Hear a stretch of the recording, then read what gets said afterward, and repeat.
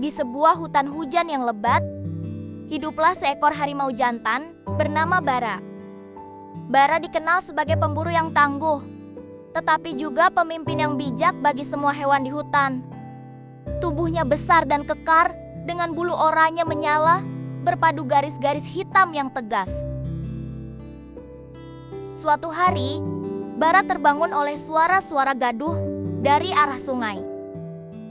Ketika ia mendekati sumber suara, ia melihat sekelompok rusa sedang berlarian ketakutan.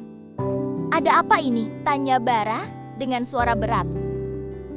Rusa tertua menjawab, "Tuan Bara, air di sungai mengering, tanaman di sekitar mulai layu, dan banyak dari kami yang kehausan." Bara mengernyitkan dahi. Sungai itu adalah sumber kehidupan bagi seluruh penghuni hutan. Jika airnya mengering, semuanya akan terancam.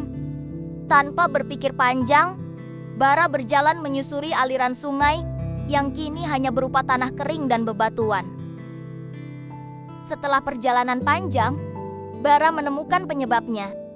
Di ujung sungai, ada tumpukan kayu besar yang menghalangi aliran air. Ia menyadari bahwa itu adalah hasil dari penebangan pohon yang dilakukan oleh manusia.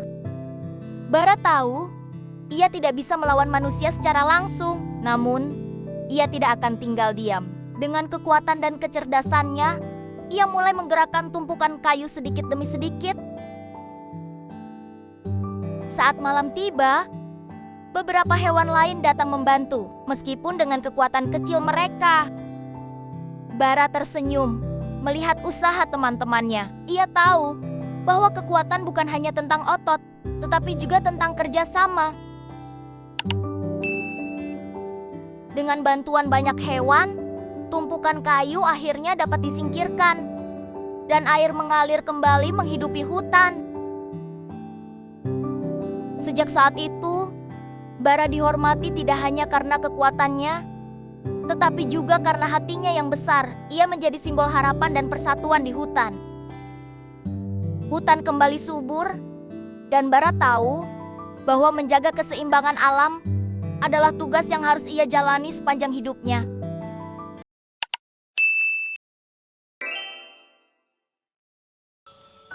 Di tengah lebatnya hutan, hiduplah seekor harimau bernama Rimba. Tubuhnya kekar, bulunya oranye terang dengan garis-garis hitam yang tegas. Semua penghuni hutan mengenalnya sebagai Raja Rimba, bukan hanya karena kekuatannya, tapi juga karena kebijaksanaannya. Rimba selalu menjaga keseimbangan hutan. Ia memastikan tidak ada hewan yang berburu berlebihan, dan semua hidup selaras. Meskipun ia pemangsa, ia hanya berburu ketika lapar dan selalu memberi kesempatan bagi mangsanya untuk berkembang biak. Suatu hari, sekelompok monyet hitam mendekati Rimba dengan gemetar. Salah satu monyet hitam bernama Kiki berkata, "Tuan Rimba, manusia sedang menebang hutan di sebelah timur. Rumah kami hancur dan banyak dari kami terpaksa mengungsi," kata Kiki dengan suara penuh kekhawatiran. Rimba menggeram pelan, bukan karena marah pada Kiki, tapi karena rasa prihatin yang mendalam. Ia tahu jika manusia terus merusak hutan, maka tidak hanya monyet-monyet yang menderita, tetapi juga seluruh penghuni hutan, termasuk dirinya. Dengan segera, Rimba mengumpulkan semua hewan di hutan. Mereka berdiskusi bagaimana caranya bertahan hidup. Beberapa hewan seperti burung dan kera mengusulkan agar mereka pergi lebih dalam ke hutan. Namun, Rimba tahu bahwa hanya menghindar bukanlah solusi. Akhirnya, Rimba mengajak hewan-hewan untuk bekerja sama menjaga hutan. Mereka mulai menyebarkan biji-bijian yang masih tersisa, menanam pohon-pohon baru, dan menjaga agar tanah tetap subur. Rimba juga mengajari para hewan agar menghindari daerah-daerah yang mulai dibuka manusia. Lambat laun, hutan menjadi lebih kuat dan mulai pulih seperti sedia kala.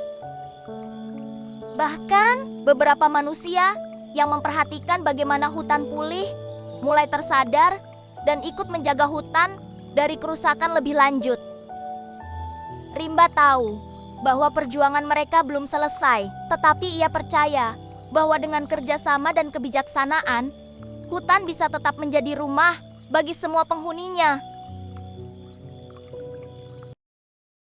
Jangan lupa diklik like dan subscribe untuk cerita menarik lainnya. Bye!